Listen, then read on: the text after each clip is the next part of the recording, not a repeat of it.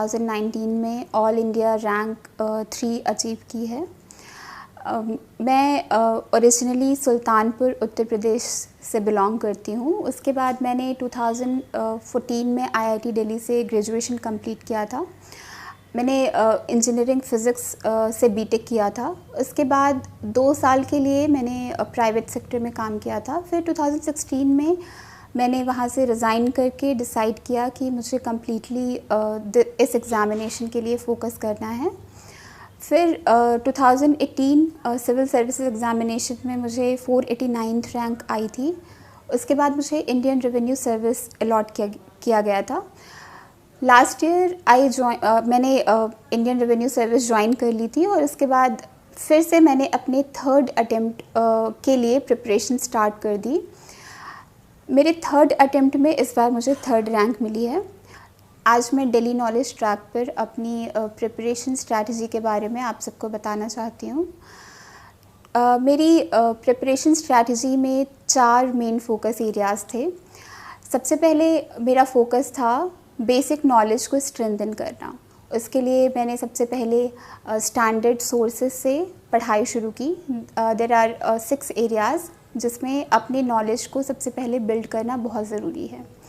दूसरा था current affairs पे फोकस करना। उसके लिए रेगुलरली न्यूज़पेपर और मंथली करंट अफेयर्स पे का मटेरियल मार्केट से लेके उस पे मैंने बहुत ज़्यादा फोकस किया था सो दैट सारे पॉइंट्स मेरे प्रिपेयर हों। और इसमें सबसे ज़्यादा ज़रूरी चीज़ ये थी कि मैंने लास्ट 2 इयर्स के करंट अफेयर्स कवर किए थे। तीसरा था प्रैक्टिस करना बहुत ज़रूरी है इस एग्ज़ाम के लिए, चाहे वो प्रीलिम्स के क्वेश्चंस आंसर्स हो, चाहे वो मेंस की आंसर राइटिंग हो या पर्सनालिटी टेस्ट के लिए क्वेश्चन आंसर प्रैक्टिस करना हो। तो इन सब चीज़ों के लिए एक प्रैक्टिस बहुत ही ज़्यादा इम्पॉर्टेंट पार्ट है। और चौथा मेन पॉइंट था रिवीजन। तो इस एरिया में मैंने अपने मटेरियल्स, अपने सोर्सेज लिमिटेड रखे थे और मेरा फोकस ये था कि उन्हीं सोर्सेज को बार बार रिवाइज़ करते जाओ।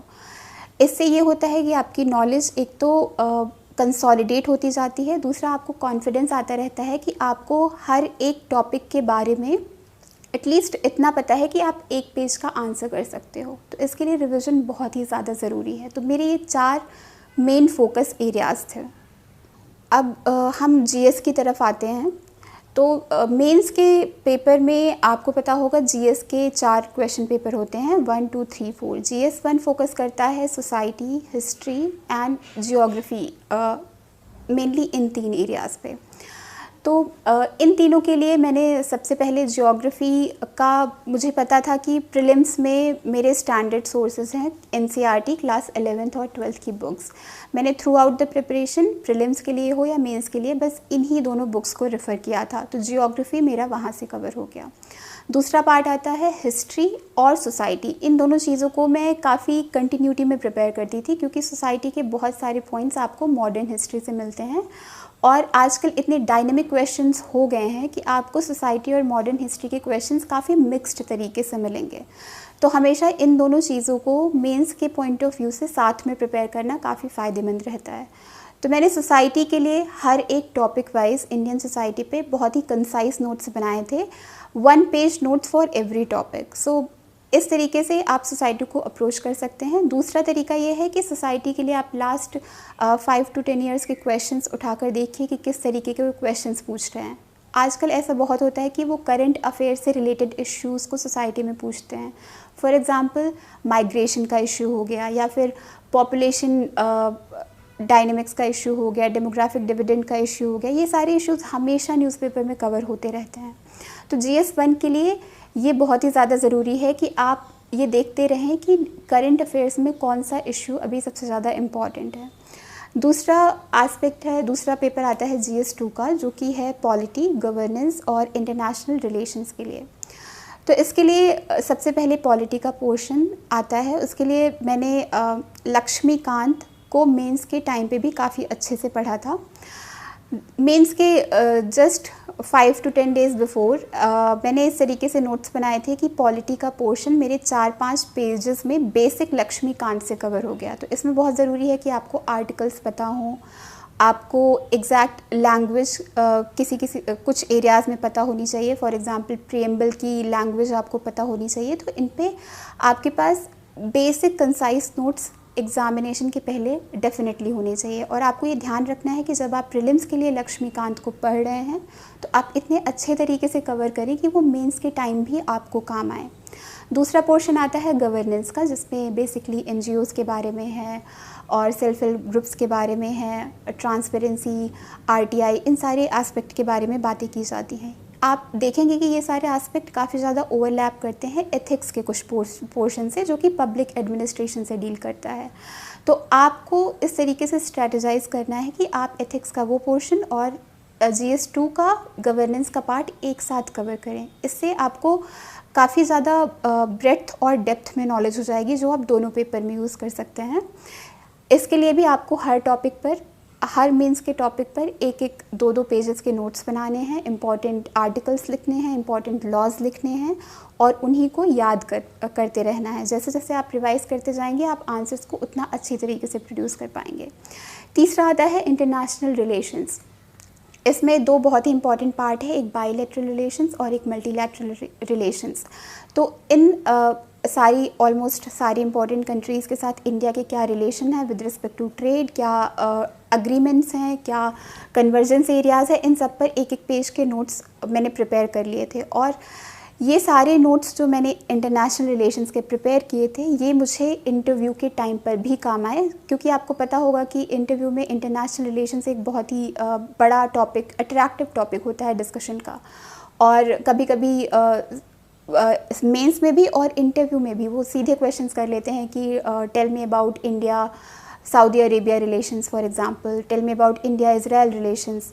ये तो questions I think past year के क्वेश्चन पेपर में भी है। तो इन सारे रिलेशंस पे आपके पास एक पेज का नोट एटलीस्ट होना ही चाहिए, जो कि आपको दोनों स्टेजेस में काम आएगा। और ये बहुत ही एफिशिएंट तरीका है प्रिपेयर करने का, कि आपने जो मेंस के टाइम पढ़ा है वही आप दोबारा से रिवाइज़ करके आप इंटरव्यू की तैयारी कर ले रहे हो। तो इस तरीके से GS2 कवर कर लिया था। फिर आता है GS3। GS3 में 4 इम्पॉर्टेंट पार्ट आते हैं। एक तो इकॉनमी है, इकॉनमी का मेजर पोर्शन एग्रीकल्चर है, उसके बाद इंडस्ट्री और सर्विसेज। तो आपको ध्यान रखना है कि आप एग्रीकल्चर के हर एक टॉपिक पर आपके पास नोट्स होने चाहिए, चाहे वो सब्सिडी का टॉपिक हो, चाहे वो फूड प्रोसेसिंग का, चाहे एनिमल हस्बेंड्री का टॉपिक हो। ये सारे टॉपिक्स मेंस में लिस्टेड हैं और सारे टॉपिक्स पे आपके पास डेटा होना चाहिए, फैक्ट्स होने चाहिए, करंट स्टेटस होने चाहिए, क्या स्कीम्स हैं और उनका टारगेट क्या है। आप अगर पिछले साल के क्वेश्चन पेपर देखेंगे तो वो इन्हीं थीम्स में से क्वेश्चन निकाल कर पूछते हैं। कभी कभी ऐसा आ जाता है कि सुपरमार्केट के बारे में, सुपरमार्केट किस तरीके से इंडियन एग्रीकल्चर में चेंजेस लेकर आ रहा है। तो ये टॉपिक काफ़ी ज़्यादा रिलेटेड है फूड प्रोसेसिंग से, काफ़ी ज़्यादा रिलेटेड है ट्रांसपोर्टेशन एंड डिस्ट्रीब्यूशन से। ये सारे टॉपिक्स लिस्टेड हैं। तो आपको इन चीज़ों को लिंक करना आना चाहिए और वो तभी होगा जब हर एक टॉपिक पर आपके पास नोट्स अवेलेबल हैं। अगर डेटा अवेलेबल है और फैक्ट्स अवेलेबल हैं तो आप बहुत ही अच्छा आंसर लिख सकते हैं इस पर। सेकेंड आता है एनवायरनमेंट का पार्ट। एनवायरनमेंट प्रीलिम्स के लिए हर कोई बहुत अच्छे से कवर करता है, सबको सारे लॉज, सारे स्कीम्स, सब कुछ ही याद करनी होती हैं और यही सारी चीज़ें आपको मेंस आंसर राइटिंग में भी काम आती हैं। और आपको ये भी ध्यान रखना चाहिए कि इसके बहुत सारे टॉपिक्स आपको इंटरव्यू में भी काम आ सकते हैं। फॉर एग्जांपल पोल्यूशन के टॉपिक पे मैंने हर एक पोल्यूशन पे नोट्स बना कर रखे थे, जो मैं मेंस के टाइम पे भी वही याद करती थी और मैं इंटरव्यू के टाइम पर भी उन्हीं चीज़ों को रिवाइज़ कर लेती थी। फिर साइंस एंड टेक का टॉपिक आता है। Science and technology completely current affairs से मैंने प्रिपेयर किया था और मैं आपको भी ये एडवाइस करूँगी कि science and technology generally current developments पे क्वेश्चन करते हैं और क्या एग्जिस्टिंग स्कीम्स क्या हैं। For example nano technology mission आपको पता होना चाहिए। फिर जो नई इमर्जिंग फील्ड्स हैं, cyber physical system, internet of things, robotics, artificial intelligence, इन सब पे हमेशा नीति आयोग की या गवर्नमेंट की कोई ना कोई स्ट्रैटेजी पेपर रिलीज़ होता रहता है। तो यू शुड नो कि उसके मेन पॉइंट्स क्या हैं। आपको डिटेल में जाने की बिल्कुल ज़रूरत नहीं है, थोड़ा बहुत ऊपर से आपको आइडिया होगा तो you can write a good answer. चौथा टॉपिक है सिक्योरिटी का। तो सिक्योरिटी में काफ़ी ज़्यादा स्टैटिक पोर्शन है और सिक्योरिटी एक ऐसा टॉपिक है जो कि जनरली लोग प्रीलिम्स में कवर नहीं करते हैं। तो सिक्योरिटी के लिए आपके पास थोड़ा सा हिस्टोरिकल बैकग्राउंड हर एक इश्यू का, for example north east insurgency का या जम्मू कश्मीर की प्रॉब्लम का, लेफ़्ट विंग एक्सट्रीमिज़म का, इन सब के पास आपका थोड़ा सा बैकग्राउंड होना चाहिए। और फिर what is the current status कि कितना अभी उसकी वजह से क्या क्या इश्यूज़ आ रहे हैं, सरकार ने क्या क्या स्टेप्स लिए हैं और कितना इसको किस हद तक कंट्रोल कर लिया है, तो ये आपको पता होना चाहिए। फिर इसका काफ़ी सारा पोर्शन आप इंटरनेशनल रिलेशंस में भी कवर कर सकते हैं, क्योंकि सिक्योरिटी का काफ़ी portion for example cyber security और मैरीटाइम सिक्योरिटी, ये सब बहुत ही डीपली इंटर रिलेटेड है इंटरनेशनल रिलेशंस से। फॉर एग्जांपल मैरीटाइम सिक्योरिटी आप सिक्योरिटी में भी पढ़ेंगे, इसमें भी क्वेश्चंस आ सकता है, और आप इंटरनेशनल रिलेशंस में थ्रू वेरियस मल्टीलेटरल फोरम्स या फिर इंडियन ओशन कंट्रीज़ के साथ, एशियान के साथ इंडिया का क्या रिलेशन है और वो डिफेंस डिप्लोमेसी में या नेट सिक्योरिटी प्रोवाइडर के रोल में क्या कर रहे हैं। तो ये दोनों टॉपिक काफ़ी इंटर रिलेटेड हैं और आप काफ़ी हद तक देखेंगे कि एक दूसरे के क्वेश्चंस आपको लगेगा कि ये तो इंटरनेशनल रिलेशन में पढ़ा था, सिक्योरिटी में आ गया। तो you have to keep in mind कि कहाँ कहाँ पे कन्वर्जेंस हो रहा है टॉपिक में। फिर GS 4 का पार्ट आता है जो कि एथिक्स है। एथिक्स में आपको सबसे पहले तो जितने भी कीवर्ड्स क्वेश्चन पेपर में हैं सबकी आपके पास वन लाइन डेफिनेशन तो डेफिनेटली होनी चाहिए, चाहे वो सिंपल वर्ड्स क्यों ना हो। ऑनेस्टी, इंटीग्रिटी, इनकी भी डेफिनेशन आपके पास होनी चाहिए। कभी कभी क्वेश्चन आ जाएंगे आपके पास कुछ ना हो तो आप डेफिनेशन से शुरू कर सकते हैं। डेफिनेशन के बाद सेकंड आपके पास एग्जाम्पल्स होने चाहिए, रियल लाइफ के एग्जाम्पल्स, ग्रेट पर्सनालिटीज़ के एग्जाम्पल्स। आपको हर कीवर्ड के साथ आपको 2-3 एग्जाम्पल नोट डाउन करने ही हैं। जब आप ये एक बिल्डअप कर लेंगे तो आपके लिए आंसर्स को अप्रोच करना काफ़ी इजी होगा। और सबसे ज़रूरी पार्ट एथिक्स का होता है केस स्टडीज़। तो केस स्टडीज़ आपको over and over again you have to practise them. Personally for last 2 mains I had gone through at least 60 to 70 case studies from different materials। Bar bar practice करने पे एक तो आपको पता चल जाते हैं कि क्या क्या स्टेप्स आपको लेने हैं, कैसे आप आंसर्स को कैटेगराइज करेंगे, डिफरेंट टाइप के सिचुएशंस में किस तरीके से आपको आंसर लिखना है। काफ़ी हद तक आपको पता होगा कि क्या सोल्यूशन देना है, बस प्रॉब्लम ये होती है किस तरीके से आप उसको प्रेजेंट करेंगे, क्या आर्ग्यूमेंट्स आप प्रेजेंट करेंगे, और ये तभी आता है जब आप बार बार प्रैक्टिस करेंगे। तो ओवरऑल GS को लेकर मेरी यही स्ट्रैटेजी थी। तो इसमें आप ध्यान रखिएगा कि इसके लिए न्यूज़पेपर और कंटिन्यूस प्रैक्टिस, रिवीजन और at the end very concise notes, ये बहुत ही ज़्यादा ज़रूरी हैं। GS 1, 2, 3, 4 की स्ट्रैटेजी डिस्कस करने के बाद अब हम नेक्स्ट टॉपिक पर आते हैं जो कि है आंसर राइटिंग। आंसर राइटिंग एक बहुत ही इम्पॉर्टेंट पार्ट है मेंस की प्रिपरेशन का, और बिना आंसर राइटिंग के फाइनल पेपर में 20 क्वेश्चंस आंसर करना विद इन 3 आवर्स बहुत डिफ़िकल्ट होता है। तो इसलिए बहुत ज़रूरी है कि आप आंसर राइटिंग रेगुलर बेसिस पर करते रहें। कम से कम जब भी प्रीलिम्स का पेपर ख़त्म हो जाए उसके बाद आपको 4 महीने मिलते हैं, तो आपको उसमें स्ट्रैटेजाइज़ करना पड़ेगा कि आप हर GS 1, 2, 3, 4 के लिए आप ये डिसाइड करें कि कम से कम 3 से 4 क्वेश्चन पेपर हर GS के लिए आपको अटेम्प्ट करना ही है। और फिर आप ये देख सकते हैं कि आपका कौन सा GS का पेपर है जिसमें आपको ज़्यादा वर्क करना है, उसके बेसिस पर आप डिसाइड करेंगे कितने नंबर ऑफ़ क्वेश्चन पेपर लिखने हैं।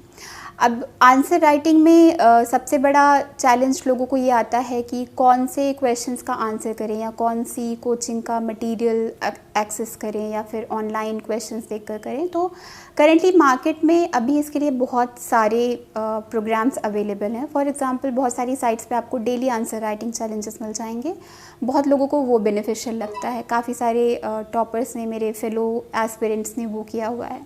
दूसरा है कि आपको एक कोचिंग की टेस्ट सीरीज़ ज्वाइन कर लें और उसकी टेस्ट सीरीज़ को रेगुलरली जब भी उसकी डेट हो या जब भी आप फुली प्रिपेयर्ड हो आप उसको जाके अटेम्प्ट करें।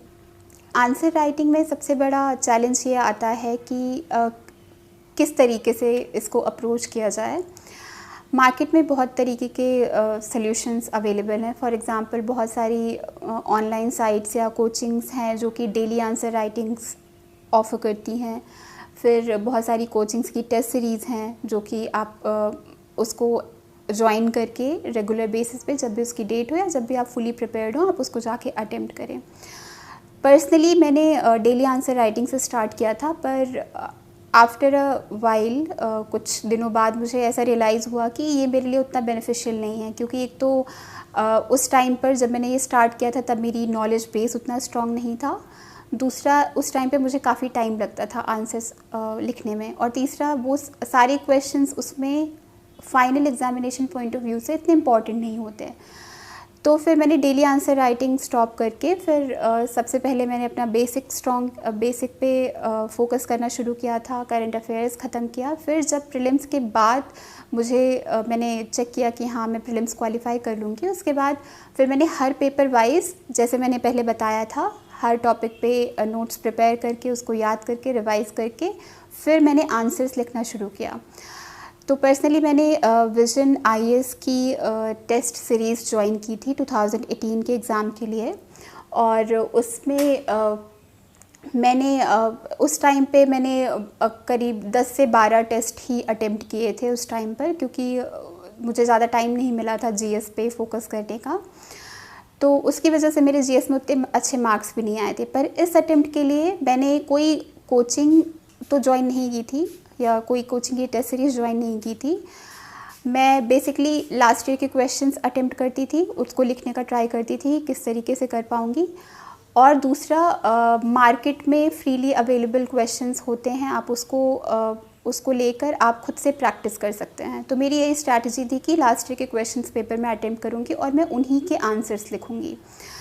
तो इस साल मैंने कोई कोचिंग तो ज्वाइन नहीं की थी टेस्ट सीरीज़ के लिए, बट मैंने ये प्रोग्राम बना लिया था कि डेली एटलीस्ट 1 घंटा मैं क्वेश्चंस के आंसर्स लिखती थी। और जब भी कभी ऐसा होता था कि मैं क्वेश्चन के आंसर नहीं लिख पा रही हूँ, तो मैं क्वेश्चंस लेकर बैठती थी और उस पर मैं ब्रेनस्टॉर्मिंग करती थी कि क्या क्या कीवर्ड्स इसमें इम्पॉर्टेंट हैं और मुझे इस क्वेश्चन के लिए कितने पार्ट्स में आंसर को डिवाइड करना है, हर पार्ट में मुझे कितने पॉइंट लिखने हैं और वो पॉइंट क्या हो सकते हैं। तो मैं बस क्वेश्चंस को मेंटली ही कभी कभी प्रैक्टिस कर लेती थी। तो डेली बेसिस पे क्वेश्चंस करते रहना ये बहुत ही बेनिफिशियल होता है। आप ये क्वेश्चंस कहीं से भी एक्सेस कर सकते हैं, चाहे पास्ट ईयर के क्वेश्चंस हो, चाहे किसी कोचिंग के क्वेश्चन हो। तो आपको ये ध्यान रखना है कि जब भी आप क्वेश्चन देख रहे हैं आप उसमें इंट्रोडक्शन सोच लीजिए। अगर आपको कोई डेटा पॉइंट पता है, कोई फैक्ट पता है, कोई डेफिनेशन पता है, तो आप सोच लीजिए कि मुझे ये लिखना है। फिर क्वेश्चन के सबसे पहले तो सारे कीवर्ड्स अंडरलाइन करिए कि वो किन किन चीज़ों पे फोर्स कर रहा है। कभी कभी ऐसा होता है आप क्वेश्चंस पढ़ेंगे और आपको लगेगा कि मुझे इसमें कुछ आंसर नहीं आता, तो उस टाइम पे आप कीवर्ड्स अंडरलाइन करिए और उन कीवर्ड्स को आप एड्रेस करते जाएंगे तो आपका एक क्वेश्चन बहुत ही वेल राउंडेड आंसर डेवलप हो जाता है। तो इसके लिए बहुत ज़रूरी है कीवर्ड्स पे ध्यान दीजिए और मेंटली ब्रेनस्टॉर्मिंग कंटिन्यूअसली आपकी होती रहनी चाहिए, चाहे वो जीएस का पेपर हो चाहे ऑप्शनल का पेपर हो, दोनों में ही ये बहुत ज़रूरी है। फिर आता है एथिक्स का पार्ट आंसर राइटिंग के लिए। तो एथिक्स में तो सबसे पहले आपको यही करना है कि डेफिनेशन, एग्जांपल्स आपको पता होने चाहिए, चाहे वो क्वेश्चन में पूछे ना पूछे, एग्जांपल लिखना है। You should write good examples, क्योंकि कभी कभी बस डेफिनेशन से चीज़ें क्लियर नहीं हो पाती, तो आप एक अच्छे एग्जाम्पल देकर और उसको एक्सप्लेन कर सकते हैं कि कैसे ऑनेस्टी किसी के एक्शंस में रिफ्लेक्ट हो रही है, कैसे इंटीग्रिटी किसी के एक्शन में रिफ्लेक्ट हो रही है। तो ये चीज़ें काफ़ी इंपॉर्टेंट होती हैं। और दूसरा, केस स्टडी का प्रिपरेशन, आंसर राइटिंग का प्रिपरेशन करते रहिए। सेम चीज़ वहाँ भी जाती है, पहले स्टार्ट करिए कि आप बैठ के 3-4 पेजेस के आंसर लिखें। जैसे जैसे आपको कॉन्फिडेंस आता जाए कि आप अच्छा आंसर लिख सकते हैं, आप थोड़ा सा टाइम सेव करने के लिए शिफ्ट कर सकते हैं ब्रेनस्टॉर्मिंग पे, कि आप केस स्टडीज़ लेकर बैठ जाइए और सोचिए कि आपको इस पर क्या क्या लिखना है। तीसरा पार्ट आपको एथिक्स के आंसर राइटिंग में ये करना चाहिए कि आप जो भी आंसर्स लिख रहे हैं वो अपने फ्रेंड्स के साथ डिस्कस करें, देखिए कि उनके क्या इनपुट्स आते हैं। एथिक्स पे स्पेशली ये बहुत इंपॉर्टेंट होता है, क्योंकि बहुत सारी ऐसी वैल्यूज़ होती हैं जो आप मिस कर सकते हैं, जो हो सकता है कि आपने नहीं सोचा और वो बहुत ही ज़रूरी है आंसर के लिए। कोई ऐसा एस्पेक्ट हो जो आपने मिस कर दिया। तो अगर आप फ्रेंड्स से डिस्कस करते रहते हैं तो इसके बहुत फ़ायदे होते हैं, आपको एक्स्ट्रा इनपुट्स मिलते हैं। दूसरा, सारे वो आंसर्स कंसोलिडेट होते जाते हैं। पर्सनली मुझे इससे बहुत बेनिफिट मिला था कि मेरे फ्रेंड्स हमेशा डिस्कस करते रहते थे, मैं भी डिस्कस करती रहती थी और एंड में मैं यही आंसर्स लिख कर आती थी। लास्ट पॉइंट इसमें यह है कि एथिक्स के लिए आप बहुत ज़्यादा मटेरियल्स को मत रेफ़र करिए। इन द एंड एथिक्स में मैंने इस तरीके से प्रिपरेशन की थी कि मेरे पास 4 पेज के नोट्स थे जिस पर डेफिनेशंस थे और एग्ज़ाम्पल्स थे। तो जस्ट बिफोर एग्ज़ाम जो 2 घंटे होते हैं, मैंने बस वही डेफिनेशन और एग्ज़ाम्पल देखे थे एथिक्स के पेपर के पहले। और अभी मार्क्स तो नहीं आए हैं तो मुझे नहीं पता कि ये कितना बेनिफिशियल रहा था, बट पर्सनली मुझे उस पेपर में जाने के पहले बहुत ही कामिंग और कॉन्फिडेंट फीलिंग आ रही थी कि मुझे अच्छे से आता है एथिक्स के बारे में और मैं काफ़ी अच्छे से अटेम्प्ट कर लूँगी, जो कि ऑब्वियसली कॉन्फिडेंस बहुत ही ज़्यादा ज़रूरी होता है। तो ये आपको करना चाहिए, ये काफ़ी बेनिफिशियल होगा आपके लिए। नेक्स्ट इम्पॉर्टेंट पॉइंट आता है कि आप कौन सी बुक्स या ऑनलाइन रिसोर्सेज रेफ़र कर सकते हैं इस एग्ज़ाम के लिए। तो सबसे पहले तो स्टैंडर्ड बुक्स की बातें करते हैं, जो कि ज़रूरी है आपकी प्रीलिम्स की प्रिपरेशन के लिए और आपका बेसिक नॉलेज डेवलप करने के लिए। तो प्रीलिम्स के लिए सबसे पहले पॉलिटी के लिए आपको लक्ष्मीकांत रेफ़र करनी है। आपको लक्ष्मीकांत की हर एक पेज थ्रू एंड थ्रू करना है, एटलीस्ट 3 से 4 बार रिवाइज़ करना है प्रीलिम्स के पहले, और मेंस के पहले भी आपको एक बार लक्ष्मीकांत देखना है। और पर्सनली मैं इंटरव्यू के पहले भी लक्ष्मीकांत देख कर गई थी, क्योंकि कई बार इंटरव्यू में ऐसे भी क्वेश्चन कर लेते हैं कि बिल पास करने का क्या प्रोसेस होता है, या फिर किस तरीके के मोशंस होते हैं, किस तरीके से पार्लियामेंट एग्जीक्यूटिव पे फाइनेंशियली उनको अकाउंटेबल होल्ड कर सकती है। तो ऐसे ऐसे क्वेश्चंस होते हैं जो कि बहुत ही बेसिक अंडरस्टैंडिंग आपकी चेक करें और आपको ये पता होना चाहिए। तो अगर आप लक्ष्मीकांत शुरू से बहुत ही अच्छे से प्रिपेयर करेंगे तो ये आपको हर एक स्टेज पे हेल्प करेगा। और याद रखिए, मेंस के पहले भी डेफिनेटली आपको एक बार लक्ष्मीकांत ज़रूर पढ़नी है, क्योंकि ये आपको पॉलिटी के क्वेश्चन में बहुत अच्छे आंसर्स लिखने में हेल्प करेगा। सेकेंड आता है इकोनॉमी। इकोनॉमी के लिए पर्सनली मैंने श्री राम की एक इकोनॉमी की बुकलेट है, मैंने वो रेफ़र की थी। और दूसरा करेंट अफेयर्स का मटेरियल, क्योंकि इकोनॉमी में मोस्टली बहुत सारी स्कीम्स आती हैं, बहुत सारे आपको न्यू डेवलपमेंट्स पता होनी चाहिए कि डेटा क्या है। फॉर एग्ज़ाम्पल जीडीपी ग्रोथ का क्या ट्रेंड है, या फिर इन्फ्लेशन का क्या ट्रेंड है, फूड ग्रेन्स का क्या ट्रेंड है, इज़ इट इंक्रीजिंग डिक्रीजिंग। तो ये सब बेसिक नॉलेज है। इसके लिए आपको सबसे पहले तो आपको बेसिक कॉन्सेप्ट्स पता होने चाहिए, इन्फ्लेशन, डिसइन्फ्लेशन, रिसेशन, ये सब चीज़ें तो आपको पता ही होनी चाहिए। इसके लिए आप कोई भी बेसिक सोर्स रेफ़र कर सकते हैं। मैंने श्री राम का किया था। दूसरा करंट अफेयर्स आता है और तीसरा इकोनॉमिक सर्वे आपको डेफिनेटली देखना है। और अगर आप ये कर सकते हैं तो डेफिनेटली लास्ट 2 इयर्स का इकोनॉमी का करंट अफेयर्स ज़रूर देखिए, क्योंकि अगर आपको ट्रेंड देखना है तो कम से कम आपको पिछले 2-3 सालों का पता होना चाहिए कि क्या रहा है ट्रेंड, किन चीज़ों में इंपोर्ट एक्सपोर्ट बढ़ा है, घटा है। ये सब चीज़ें आपको बेसिक याद नहीं करनी, रटनी नहीं है, आपको एक बेसिक आइडिया होना चाहिए कि इज़ इट कंसिस्टेंटली इंक्रीजिंग और डिक्रीजिंग, क्या चल रहा है, ट्रेंड क्या चल रहा है। तो उसके लिए आपको 2-3 साल का करंट अफेयर्स देखना पड़ेगा। तीसरी चीज़ आती है जियोग्राफ़ी। जियोग्राफ़ी के लिए मैंने पहले ही बताया कि मैं बस NCERT 11th 12th through out the preparation मैंने बस ये 2 किताबें पढ़ी थी। इसके अलावा आपको प्रीलिम्स के लिए मैप की प्रैक्टिस करनी पड़ेगी। मैप आपको मेजर ओशंस पता होने चाहिए, इंडिया की मेजर जियोग्राफिकल फीचर्स पता होने चाहिए, रिवर्स पता होनी चाहिए, उनकी ट्रिब्यूटरीज पता होनी चाहिए। तो ये बेसिक जो मैप का नॉलेज आपको होना चाहिए। और दूसरा बहुत ही केसेस में फॉर एग्जांपल इंडियन ओशन के बारे में, या फिर उधर इंडियन ओशन में क्या क्या कंट्रीज़ हैं इनके बारे में पूछते हैं।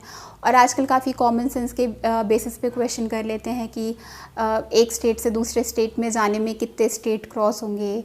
तो ये सब चीज़ें आपको थोड़ा प्रीलिम्स के पहले इन सब चीज़ों पे प्रैक्टिस कर लेनी चाहिए मैप की।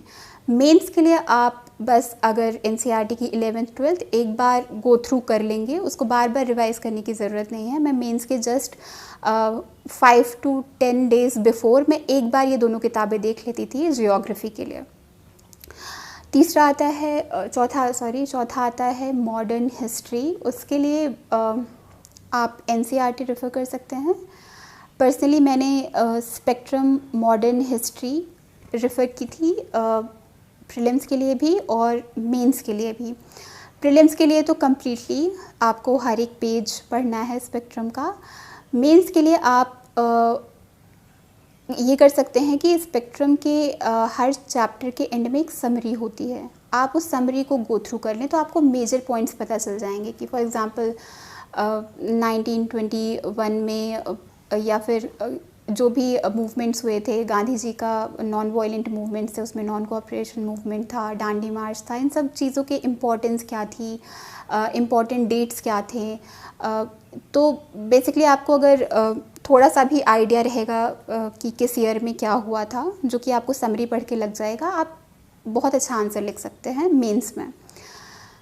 उसके बाद आता है कल्चर। कल्चर के लिए मैंने पर्सनली नितिन सिंघानिया की बुक रेफ़र की थी, उसके मैंने हर एक चैप्टर्स पढ़े थे और उसमें काफ़ी अच्छे से इंडिया के आर्ट फॉर्म्स को कवर किया गया है, पेंटिंग्स को, स्कल्पचर को, जो कि बहुत ही ज़्यादा ज़रूरी क्वेश्चंस हैं।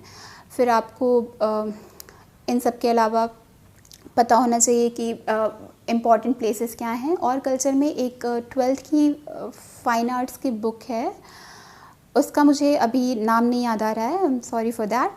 12th की एक कल्चर की बुक है, वो बहुत ही अच्छी बुक है, वो मुझे काफ़ी अच्छी लगी थी क्योंकि उससे जो इंडिया के फॉर एग्ज़ाम्पल टेम्पल्स हैं या फिर स्तूपाज हैं, विहाराज हैं, किन प्लेसेस पे हैं, और बहुत सारे स्कल्पचर्स जो इंडिया में मिलते हैं, फॉर एग्ज़ाम्पल नटराजा का, इन सब की काफ़ी अच्छी सी हिस्ट्री, डिटेल्ड हिस्ट्री दे रखी है, जो कि पढ़ने में भी बहुत इंटरेस्टिंग लगती थी मुझे। और उसमें बहुत सारे प्लेसेस के नाम आते थे जो मैं याद कर लेती थी, और वो फाइनली एग्ज़ाम में लास्ट ईयर प्रीलिम्स में मेरे लिए काफ़ी हेल्पफुल रही थी। कल्चर के बाद एनवायरनमेंट आता है। एनवायरनमेंट में मैंने शंकर की एनवायरनमेंट की बुक रेफ़र की थी, उससे आपका पूरा बेसिक एक तो प्रिपेयर हो जाएगा।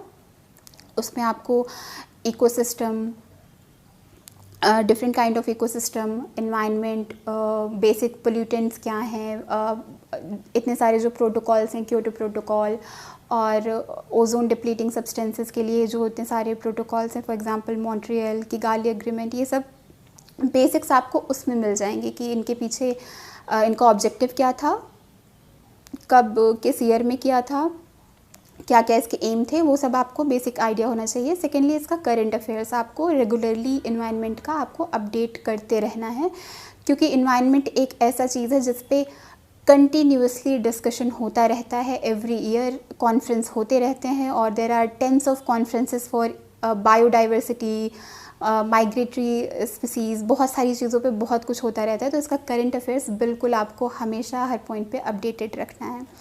लास्ट आता है science and technology. Science and technology completely मैंने करंट अफेयर से प्रिपेयर किया था, क्योंकि एक तो मुझे थोड़ा बेनिफिट मेरे बैकग्राउंड की वजह से भी था कि मैं फ़िज़िक्स, मैंने बीटेक किया था इंजीनियरिंग फ़िज़िक्स में, मेरा ऑप्शनल भी फ़िज़िक्स था, तो एक तरीके से वो वाला पोर्शन मुझे आता था। दूसरा ये था कि आपको जो करंट अफेयर्स मटेरियल्स हैं, जो भी डेवलपमेंट्स हैं, वो आपको पता होने चाहिए। और साइंस एंड टेक्नोलॉजी में भी बहुत ज़रूरी है कि आपको लास्ट 2-3 ईयर्स की चीज़ें पता होनी चाहिए, क्योंकि साइंस हमें it is a continuous process. Science एक साल में नहीं इवॉल्व होता, तो अगर आपको लास्ट 2-3 साल के डेवलपमेंट्स नहीं पता है तो शायद आप क्वेश्चन को अच्छे से आंसर नहीं कर पाएंगे, आप गलत अटेम्प्ट कर लेंगे प्रीलिम्स में।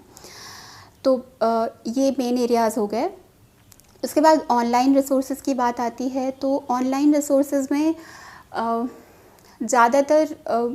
ज़्यादातर तो मैं ऑफ़लाइन मटेरियल ही रेफ़र करती थी, बट आप करंट अफेयर्स ऑनलाइन रेफ़र कर सकते हैं। बहुत सारे डेली करंट अफेयर्स की प्रोग्राम्स चल रहे हैं, उसमें आप छोटे पॉइंट्स जैसे साइंस एंड टेक्नोलॉजी के छोटे छोटे डेवलपमेंट्स आप नोट कर सकते हैं।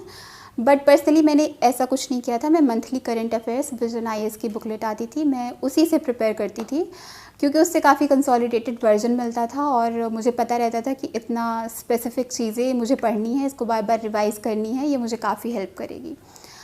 तो बुक्स और ऑनलाइन रिसोर्सेज में मेरे पर्सनली यही सोर्सेज थे। इसके अलावा आपका सबसे इम्पॉर्टेंट रिसोर्स होना चाहिए न्यूज़पेपर। न्यूज़पेपर आपको डेली पढ़ना है।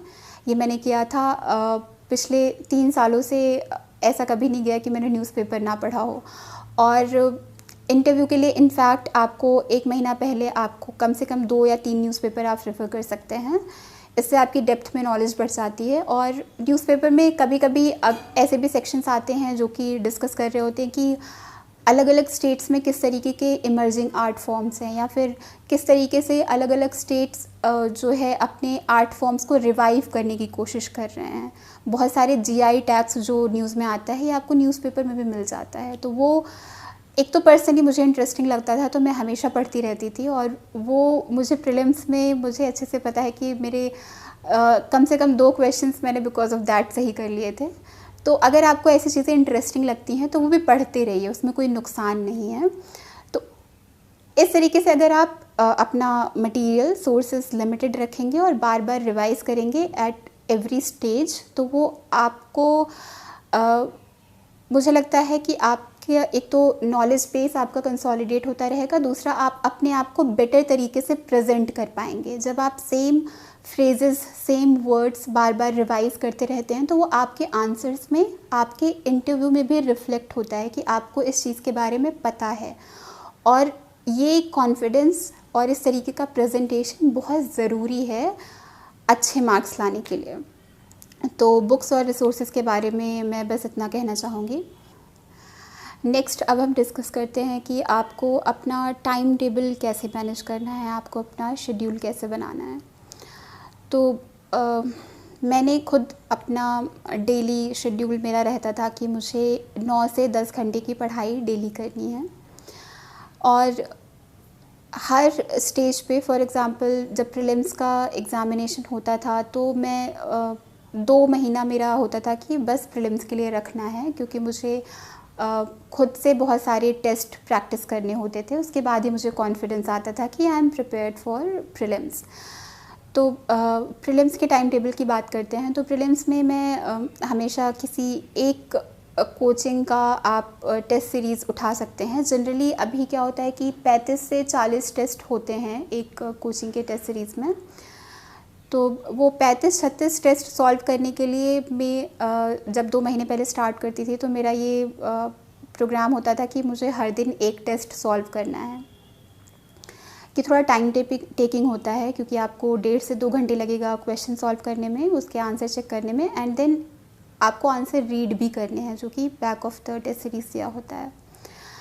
ये काफ़ी टाइम टेकिंग प्रोसेस होता था, ये 3 से 4 घंटे लग जाते थे मुझे ये करने में, पर ये मैं डेली करती रहती थी। कभी कभी जब थोड़ा फ्रस्ट्रेशन होता था तब मैं सारे क्वेश्चन ना अटेम्प्ट करके बस 50 क्वेश्चन अटेम्प्ट करती थी एक दिन, देन अगले दिन 50 कर लो। तो इस तरीके से मेरा प्रीलिम्स की प्रिपरेशन होती थी। तो उस टाइम पे आपके 3 से 4 घंटे टेस्ट सॉल्व करने में जा सकते हैं अगर आप डेली क्वेश्चन प्रैक्टिस कर रहे हैं। अगर आप थोड़ा और पहले से कर रहे हैं, 3-4 महीने पहले से कर रहे हैं, तो आपके लिए थोड़ा और इजी हो जाएगा टेस्ट सॉल्व करना। तो वो आप अपनी प्रिपरेशन लेवल के हिसाब से देख लीजिए। सिंस मैं 2 साल से पहले 2016 से प्रिपेयर कर रही थी तो मेरा थोड़ा नॉलेज और रिवीजन पहले से हो रखा था। तो 2018 के एग्ज़ाम के लिए मुझे पता था कि मैं टेस्ट अप्रोच कर सकती हूँ डायरेक्टली। तो डेली टेस्ट सॉल्व करती थी और फिर डेली 3 से 4 घंटे मेरा रिवीजन का शेड्यूल होता था। तो मेरा वीकली शेड्यूल में प्रिपेयर करती थी कि इस वीक में मुझे इतनी चीज़ें ख़त्म करनी है। जैसे साइंस एंड जैसे एनवायरनमेंट के मुझे अगर मान लीजिए मुझे 10 चैप्टर ख़त्म करने हैं इस वीक में, तो मैं डेली बना लेती थी प्रोग्राम कि मुझे कितना टाइम लगेगा। अब साथ में मैं एनवायरनमेंट पढ़ रही हूँ, साथ में डेली एक टेस्ट सॉल्व कर रही हूँ। और प्रीलिम्स के थोड़ा पहले मैं न्यूज़पेपर को थोड़ा कम टाइम देती थी। जनरली मुझे 1-2 घंटा लगता था न्यूज़पेपर ख़त्म करने में, पर मैं प्रीलिम्स के टाइम पे कभी कभी आधा घंटा 1 घंटे में न्यूज़पेपर फिनिश कर देती थी। उसके बाद ये आपका 10 आवर का शेड्यूल प्रीलिम्स के पहले बन जाएगा और फिर इसमें आपके 8 से 9 घंटे लग गए और लास्ट के 1 घंटा आप या तो राज्यसभा टीवी का कोई वीडियो देख सकते हैं, डिबेट देख सकते हैं, या फिर आपने जो पहले पढ़ रखा है उसको रिवाइज़ कर लीजिए। तो ये थोड़ी सी फ्लेक्सिबिलिटी मैं 1-2 घंटे की दिन में रखती थी वो करने के लिए जो मुझे अच्छा लगता था। सिर्फ पूरे दिन सिर्फ पढ़ाई करके थोड़ा माइंड भी थक जाता है, तो उस हिसाब से आपको प्रिपेयर करना पड़ेगा कि थोड़ी फ्लेक्सिबिलिटी आप अपने पढ़ाई में रखिए।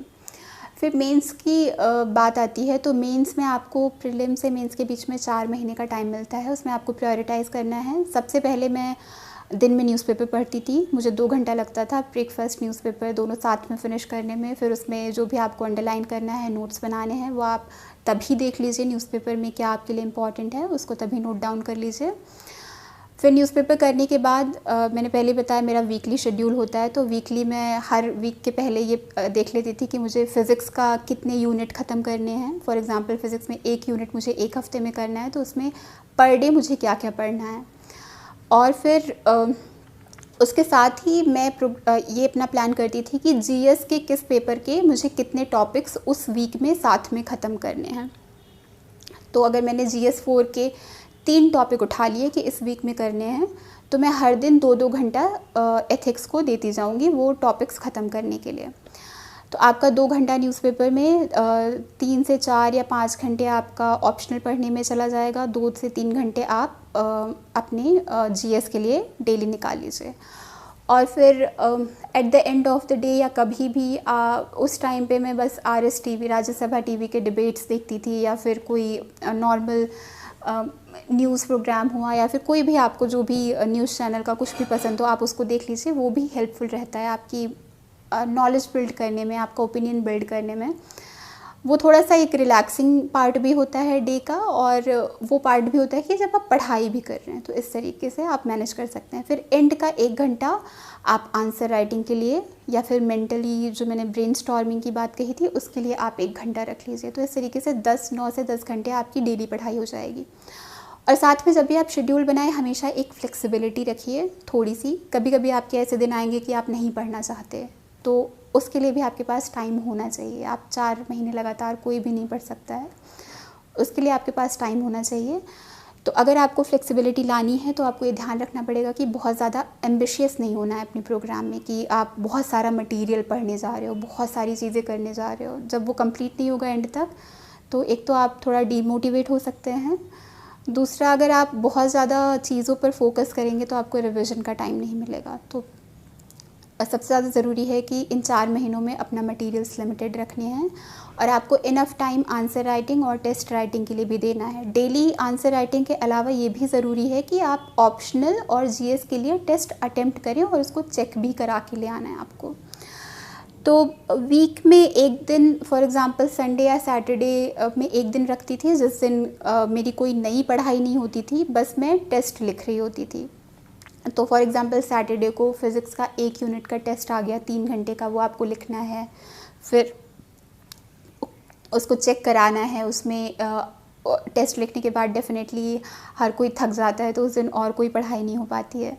फिर आपको इसी बीच में आपको ऐसे डेज़ अलॉट करने पड़ेंगे जिस दिन आप एस्से की प्रैक्टिस कर रहे होंगे। फॉर एग्ज़ाम्पल मैं हर 2 हफ्ते में एक एस्से पेपर लिखती थी, तो मेरा एवरी 15th डे एक एस्से का पेपर लाकर उसमें 2 एस्से के क्वेश्चंस होते हैं। You have to attempt in 3 hours, वो आपको पता है। तो आपको उस हिसाब से एक फ्लेक्सिबल बट काफ़ी एफिशिएंट शेड्यूलिंग करनी पड़ेगी आपको मेंस की पढ़ाई के लिए।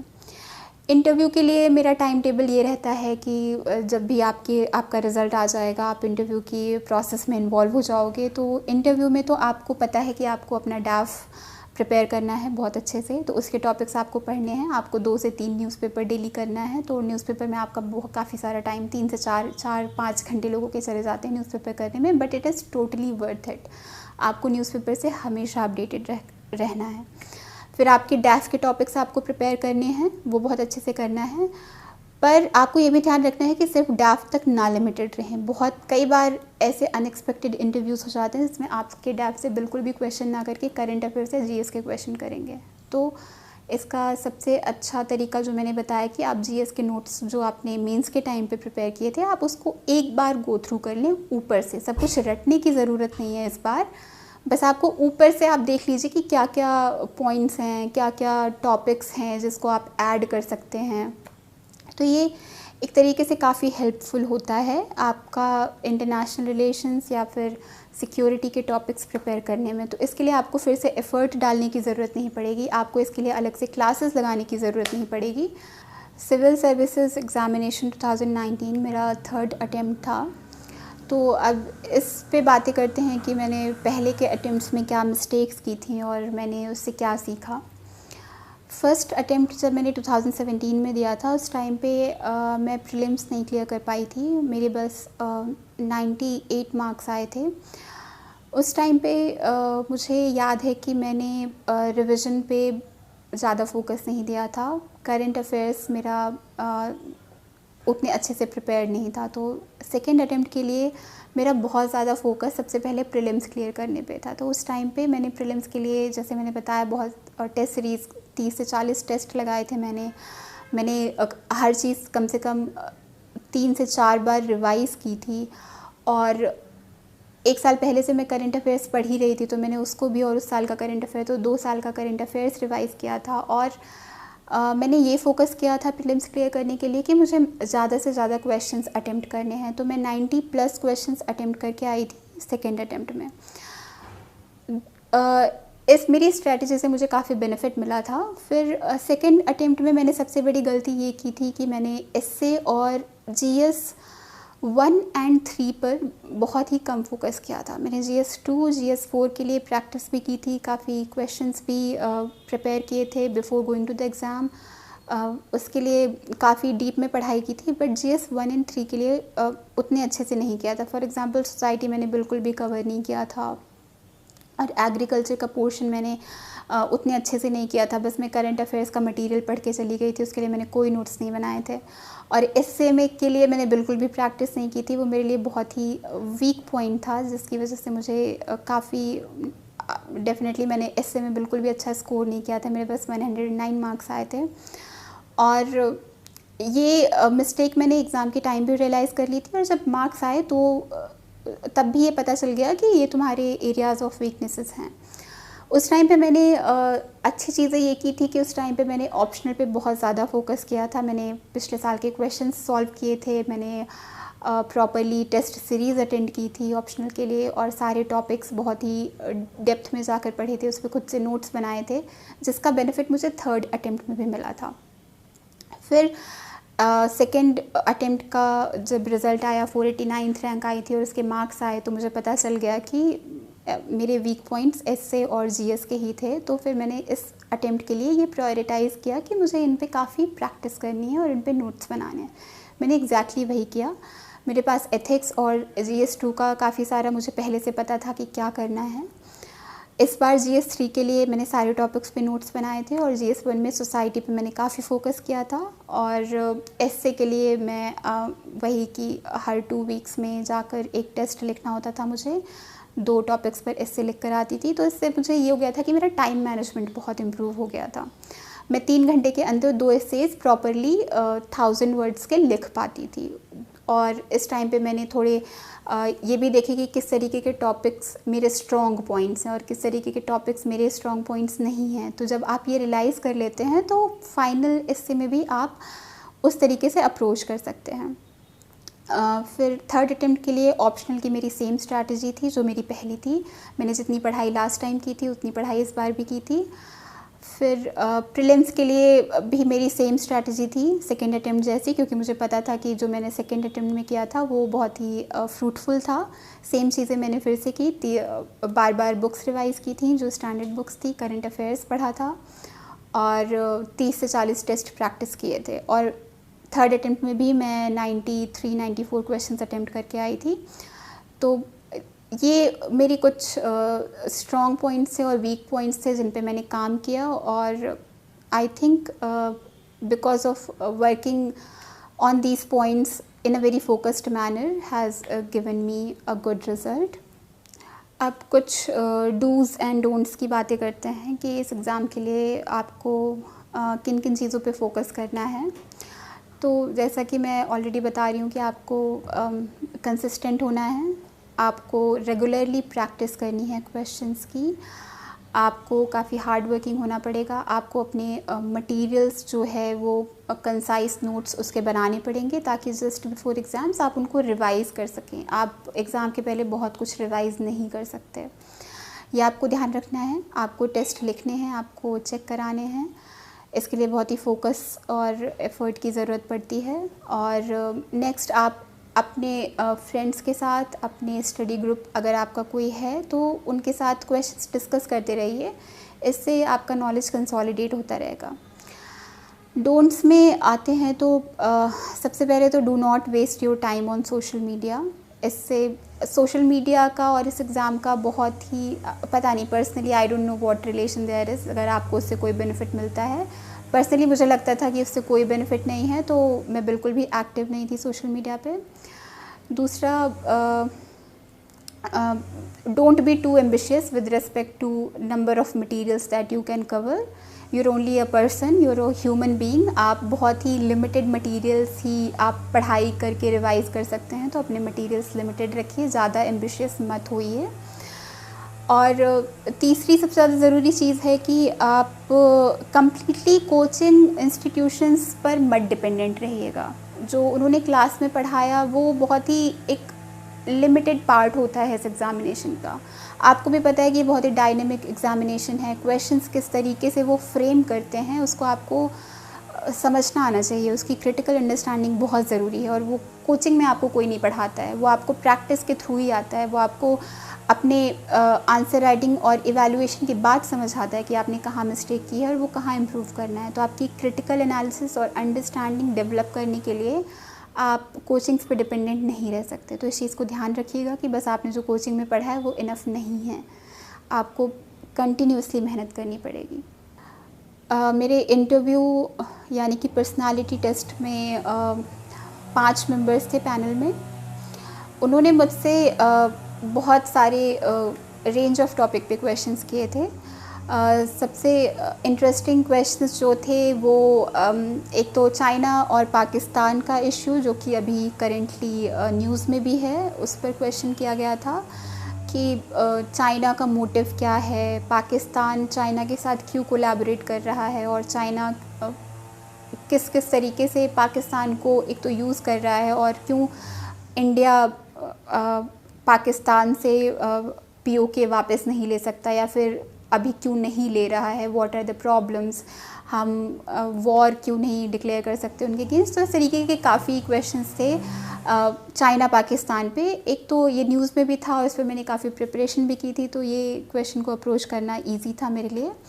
और इस पर काफ़ी डिस्कशन हुआ था, it was not just question answer, तो डिस्कशन काफ़ी बैलेंस्ड डिस्कशन हुआ था। दूसरा बहुत ही इंटरेस्टिंग क्वेश्चन था, दिल्ली पोल्यूशन के बारे में क्वेश्चन किया गया था, और कैसे इसको रिड्यूस कर सकते हैं, क्या स्टेप्स ले सकती है सरकार, और वेमेन एम्पावरमेंट के लिए क्या करना चाहिए, इसके लिए गवर्नमेंट क्या स्टेप्स ले रही है, और पर्सनली लोगों को कैसे सेंसिटाइज करना है इस इश्यू की टूवर्ड्स। थर्ड मुझे सबसे इंटरेस्टिंग पार्ट लगा था इंटरव्यू डिस्कशन का था, वो फ़िज़िक्स के क्वेश्चन थे। एक मेंबर ने कम्प्लीटली मुझसे फ़िज़िक्स के क्वेश्चन किए थे, देवर अबाउट 14-15 क्वेश्चंस ऑन फ़िज़िक्स। उसमें से भी मोस्टली क्वांटम फ़िज़िक्स पे क्वेश्चन थे, और current affairs for example gravitational waves पे। तो ये सब मेरे काफ़ी फेवरेट टॉपिक्स रहे हैं, इस पर मैं प्रिपेयर करके भी गई थी। तो इवन फॉर इंटरव्यू मैंने फ़िज़िक्स की पढ़ाई कर ली थी एक बार, कि मुझे बेसिक डेफिनेशंस, बेसिक कॉन्सेप्ट्स तो याद ही होने चाहिए। और मैं इस बात को लेकर काफ़ी खुश हूँ कि वो जो मैंने पढ़ाई की थी वो काम आई, और मेरा फ़िज़िक्स का डिस्कशन इतना अच्छा था, मैंने सारे क्वेश्चन आंसर कर लिए थे कि मैं काफ़ी कॉन्फिडेंट फील कर रही थी। तो मेरा इंटरव्यू का एक्सपीरियंस काफ़ी स्मूथ और काफ़ी अच्छा रहा था, मैं कहूँगी। फिर बात आती है कि मॉक इंटरव्यूज़ का क्या रोल होता है आपकी पर्सनालिटी टेस्ट की प्रिपरेशन के लिए।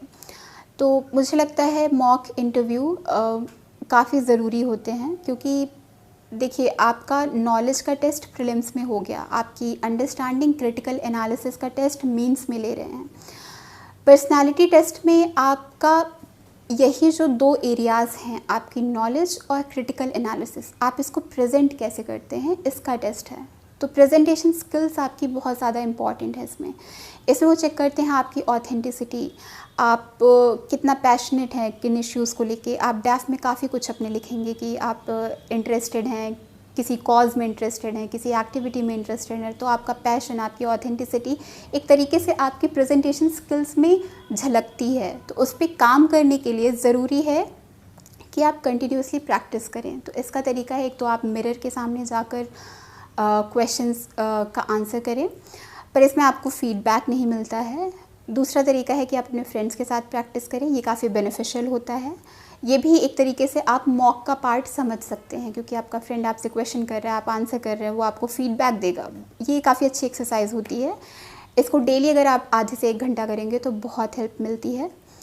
फिर तीसरा पार्ट आता है मॉक इंटरव्यू का, जिसमें कोचिंग इंस्टीट्यूशंस जनरली एक पैनल अरेंज करती हैं, जहाँ पर 3 से 4 मेंबर या 5 मेंबर होते हैं जो कि अपनी फील्ड में काफ़ी नॉलेजेबल होते हैं, करंट अफेयर्स की उन्हें काफ़ी नॉलेज होती है, वो आपसे क्वेश्चंस करते हैं। तो ये भी काफ़ी इम्पॉर्टेंट एक्सपीरियंस होता है, बिकॉज़ वहाँ पर आपको सबसे पहले एक्सपीरियंस होता है कि आप 4-5 एक्सपीरियंस्ड नॉलेजेबल पीपल से कैसे आप डिस्कशन कर सकते हैं, कैसे उनके क्वेश्चन को सेटिस्फैक्टरीली आंसर कर सकते हैं। तो पर्सनली दोनों साल CSE 2018 और 2019 के लिए मैंने मॉक इंटरव्यूज़ लिए थे और मुझे काफ़ी ज़्यादा बेनिफिट मिला था, काफ़ी अच्छे फीडबैक मिले थे। एक तरीके से पॉजिटिव एनवायरनमेंट क्रिएट करने की कोशिश की थी उन्होंने, जो कि फ़ाइनल इंटरव्यू प्रोसेस में भी ऐसा ही होता है। मुझे पर्सनली फ़ील हुआ था कि काफ़ी फ्रूटफुल डिस्कशन हो रहा है टॉपिक्स के बारे में। It is a friendly conversation. यहाँ पे नोबडी इज़ अगेंस्ट यू, कोई आपको एडवर्सली जज नहीं कर रहा। दे आर जस्ट लुकिंग कि आपकी पर्सनालिटी कैसी है। वहाँ पे कोई आपको जजमेंट पास करने के लिए नहीं है। तो ये आपको एक्सपीरियंस होना चाहिए, तभी आपका डर, आपकी एंग्जाइटी, आपकी नर्वसनेस कम होती है। और पैनल्स के सामने अपेयर करने का बहुत ही बेनिफिट होता है। Before the final interview I was confident कि ठीक है, I have a decent personality and I have a decent presentation skills. Even if I don't know about a few things, it will not matter, because for most of the questions that are for critical analysis, I will be able to handle them satisfactorily. तो ये experience मुझे mock interviews के बाद ही आया था। इस preparation के process में आपको डेली 9 से 10 घंटे की पढ़ाई करनी है। तो इसमें काफ़ी ज़रूरी हो जाता है कि आप खुद को हर दिन किस तरीके से फ्रेश रखेंगे, किस तरीके से अपने आप को एनर्जेटिक रखेंगे। तो ऑब्वियसली आपके दिन का एक सफिशेंट पोर्शन इस चीज़ पर भी जाना चाहिए कि आपको खुद को रिजुवेनेट कैसे करना है। तो इसमें सबका अपना अलग अलग तरीका होता है। पर्सनली मुझे कॉफ़ी से हेल्प मिलती थी। मुझे कॉमेडी वीडियोस देखने, स्टैंड अप वीडियोस देखने बहुत पसंद थे, और फ्रेंड्स टीवी सीरीज़ देखना मुझे काफ़ी पसंद था। तो ये 2-3 चीज़ें जब भी मैं थोड़ा डाउन फील करती थी या जब भी मुझे कुछ पढ़ने का मन नहीं होता था, तो फिर मैं कोई फ्रेंड्स का कोई एपिसोड लगा कर बैठ जाती थी, या फिर मैं कोई स्टैंड अप वीडियो देख लेती थी। और जब ये सब भी हेल्प नहीं करते थे तो मैं अपने फ्रेंड्स को कॉल करके उनसे बातें करती थी। कभी कभी उनके साथ बाहर डिनर पे चले जाते थे। तो ये सब प्रोसेस थोड़ा सा सोशली फ्रेंड्स के साथ टच में रहना, जो कि प्रिपरेशन नहीं कर रहे, ये भी काफ़ी फ्रेश एक्सपीरियंस हो जाता है। अगर आप ऐसे लोगों से मिलते हैं जो आपसे बस यूपीएससी की बातें कर रहे हैं पूरा टाइम, तो थोड़ा टेंशन बिल्डअप होता रहता है। But when you get to release this tension by meeting people who are not involved in this experience, आपको नई नई कहानियाँ सुनने को मिलेंगी, अलग अलग एक्सपीरियंसेस सुनने को मिलते हैं, जो कि काफ़ी अच्छा लगता है। तो इस तरीके से आप अपना डिस्कवर करिए कि आपको क्या रिलैक्सिंग फील कराता है, और वो आपका प्रोसेस आप उसको फॉलो करिए। आप दिन में आधे से 1 घंटा उसको दे दीजिए, इससे कोई भी हार्म नहीं होगा। 10 घंटे के अलावा भी आपके पास 14 घंटे हैं दिन में, उसमें आप एक्सरसाइज कर सकते हैं, उसमें आप वीडियोस देख सकते हैं, मेडिटेशन कर सकते हैं, अपने दोस्तों से बातें कर सकते हैं, और डेफिनेटली आपको 7 से 8 घंटे की नींद लेना चाहिए। कम सोकर बहुत सारे स्टूडेंट्स हैं जो 5 से 6 घंटे ही सोते हैं। कुछ लोगों की पर्सनल अपनी फिज़िकल डिमांड अलग हो सकती है, बट जनरली 7 से 8 घंटे की प्रॉपर स्लीप लेना बहुत ही ज़रूरी है। स्लीप से बेटर कोई भी चीज़ नहीं है आपको फ्रेश करने के लिए। तो इन सब चीज़ों पे ध्यान रखिए और अपनी हेल्थ पर सबसे ज़्यादा ध्यान रखिए। आपको अच्छा खाना खाना है, फ्रूट्स लेने हैं, अलग अलग तरीके के वेजिटेबल्स खाने हैं। विदाउट प्रॉपर न्यूट्रिशन और हेल्थ आप के लिए फ़ोकस करना भी डिफ़िकल्ट होगा और आपकी बॉडी के लिए भी इतना प्रेशर सस्टेन करना मुश्किल हो जाता है। तो इन सब चीज़ों पे ध्यान रखिए और आई होप आप सब अच्छे से पढ़ाई करते रहें। नेक्स्ट इशू है कि क्या इस एग्ज़ाम के लिए कोचिंग ज़रूरी है। मैं ऑप्शनल सब्जेक्ट के लिए कमेंट नहीं कर सकती क्योंकि सारे ऑप्शनल की डिमांड अलग होती है और सारे कैंडिडेट्स का अपना नॉलेज बेस डिफरेंट होता है। तो कई सारे ऑप्शनल में कोचिंग की ज़रूरत होती है, कई सारे स्टूडेंट को कोचिंग की ज़रूरत होती है ऑप्शनल के लिए। तो आपकी अपनी पर्सनल डिमांड पे डिपेंड करता है। बट जनरल स्टडीज़ के लिए मैं ये कहना चाहूँगी कि इसके लिए कोचिंग कम्प्लीटली नेसेसरी नहीं है। जनरल स्टडीज़ अपने आप से कवर किया जा सकता है। इसके लिए एक तो बहुत सारे मटेरियल्स मार्केट में अवेलेबल हैं, क्वेश्चन पेपर्स अवेलेबल हैं, लास्ट ईयर क्वेश्चन आप सॉल्व करके आप रियलाइज़ करेंगे कि इसको कवर करने के लिए आपको कोचिंग की ज़रूरत नहीं है। और फिर जैसे कि मैंने बताया प्रीलिम्स और मेंस प्रैक्टिस करके ही आता है, बहुत सारा प्रैक्टिस करके और स्टैंडर्ड बुक्स कवर करके आता है। तो स्टैंडर्ड बुक्स आप खुद से भी कवर कर सकते हैं, उसको रिवाइज़ करना आपको खुद से करना है। उसमें कोचिंग्स जनरली हेल्प नहीं करती हैं। कोचिंग आपको बेसिक चीज़ें बता देंगी तो वो बेसिक चीज़ें आपको बुक से भी मिल जाती है। कोचिंग्स इस हिसाब से मैं कहूँगी एकदम नेसेसरी नहीं है। और बाकी उन स्टूडेंट्स के लिए जिनके लिए कोचिंग एक्सेस करना बहुत मुश्किल है, उनके लिए मैं कहना चाहूँगी कि बहुत सारे यूट्यूब वीडियोस अवेलेबल हैं, इकोनॉमी पे वीडियोस अवेलेबल हैं, जियोग्राफी पे अवेलेबल हैं। तो वो ऐसे फ्रीली अवेलेबल मटेरियल की हेल्प ले सकते हैं। उसके अलावा ऑनलाइन बहुत सारा रीडिंग मटेरियल अवेलेबल है। आपको करंट अफेयर्स की बुकलेट्स मिल जाएंगी, मंथली करंट अफेयर्स की, डेली करंट अफेयर्स की। उसके अलावा न्यूज़पेपर तो आपको पढ़ना ही है। तो ये स्टैंडर्ड सोर्सेज आपको फ्री में मिल जाएंगे। तो इसके लिए आप बस यही करिए कि आप अपने नोट्स प्रिपेयर करते रहें इन सब चीज़ों पर और रेगुलरली रिवीजन के साथ और प्रैक्टिस के साथ जनरल स्टडीज़ को कवर किया जा सकता है। सिविल सर्विसेज की प्रिपरेशन के टाइम पे मुझे याद है कि मैंने 2017 में अपने most of the accounts, in fact सारे ही सोशल मीडिया अकाउंट्स डीएक्टिवेट कर दिए थे। बस मैं व्हाट्सएप का यूज़ करती थी क्योंकि एक तरीके से ये फ्रेंड्स के साथ मैसेजिंग और फैमिली के साथ चीज़ें शेयर करने के लिए बहुत ज़रूरी था। उसके अलावा 2017 के बाद मैं 2-3 साल तक किसी भी सोशल मीडिया अकाउंट पर एक्टिव नहीं थी और ये मेरे लिए काफ़ी हेल्पफुल था to create a mental balance that is required for consistent study. क्योंकि आपको इस टाइम पे डिस्ट्रैक्शन की कोई ज़रूरत नहीं है। ऑलरेडी आपके पास इतना सारा मटेरियल है पढ़ने को जिस पे आपका फोकस रिक्वायर्ड है। तो दिन का आधा 1 घंटा आप सोशल मीडिया पर क्यों वेस्ट करना चाहेंगे। उससे बेटर है कि आप किसी ऐसी चीज़ में, किसी ऐसी एक्टिविटी में इंगेज करें जो कि आपको एनर्जाइज़ करती हो, रिजुविनेट करती हो। तो इस तरीके से मुझे लगता है सोशल मीडिया की कोई ज़रूरत नहीं है इस एग्ज़ामिनेशन के लिए। आप पूरी तरीके से अपने आप को अपनी स्टडी शेड्यूल की तरफ फोकस्ड रखें। बाकी मैं आगे आने वाले एस्पिरेंट्स को जो इस साल एग्ज़ाम देंगे, आगे आने वाले सालों में एग्ज़ाम देंगे, उनको मैं यही कहना चाहूँगी कि आप एक तो अपना टारगेट क्लियर रखें। आपको पता है कि अगर आपको ये एग्ज़ाम निकालना है, आपका टारगेट क्लियर है, तो फिर आप उस हिसाब से एक कंसिस्टेंट हार्ड वर्क कर पाएंगे। जब भी आपका गोल आपकी आंखों के सामने रहेगा कि आपको आईएएस बनना है, तो आपको पता रहेगा कि आपको इतने मार्क्स लेकर आने हैं, आपको इन चीज़ों पर इम्प्रूव करना है। तो आपको ये ध्यान में रखना बहुत ज़रूरी है। Keep your target in mind. Second है कीप थिंग्स सिंपल। मैंने पहले भी कहा है, do not be over ambitious. बहुत ज़्यादा चीज़ें आप नहीं पढ़ सकते। आप अपने मटेरियल्स लिमिटेड रखें, उन्हीं चीज़ों को रिवाइज़ करें, प्रैक्टिस करें। सिंप्लिसिटी बहुत ज़रूरी है इस एग्ज़ाम में। तीसरा है, आपको काफ़ी पेशेंट होना पड़ेगा। आपको ये हो सकता है कि आपको फर्स्ट, सेकंड, थर्ड अटेम्प्ट में सक्सेस ना मिले, फोर्थ अटेम्प्ट में सक्सेस ना मिले, पर ये बहुत ज़रूरी है कि आप हर स्टेज पर बहुत ही पेशेंटली अपना काम करते रहें, अपना पूरा एफ़र्ट डालते रहें। और मैं यही कहूँगी कि आपको इस प्रोसेस को एंजॉय करना सीखना पड़ेगा। पर्सनली मेरे लिए जब भी मैं नई चीज़ें पढ़ती थी तो मुझे काफ़ी अच्छा लगता था कि मेरी नॉलेज एक्सपैंड हो गई है। जब पहली बार मैंने पॉलिटी की बुक पढ़ी तो मुझे रियलाइज़ हुआ कि मुझे कितना कुछ नहीं पता था और अब मुझे इतना सब कुछ पता था। तो धीरे धीरे इस प्रोसेस को मैं एंजॉय करने लगी थी।